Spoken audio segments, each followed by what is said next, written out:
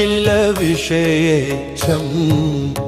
जातानन्दाश्रुपुलकमतच्छं सीतापतिदूताद्यं वातात्मजमद्य भावय हृद्यम्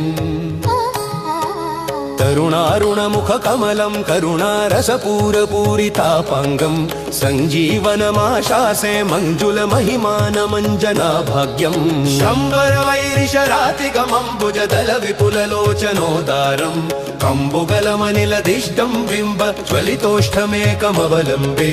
दूरीकृतसीतार्ति प्रकटीकृत रामवैभवस्फूर्ति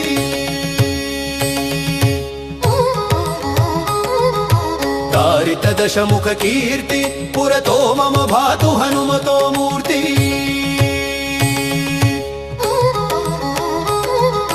वानर निकराध्यक्षं दानव कुलकुमुदर विकरर सदृशं दीनजनावन दीक्षं पवनतपत्पाकपुञ्जमकाक्षं देतत्यतत्पवनसुतस्य स्तोत्रम्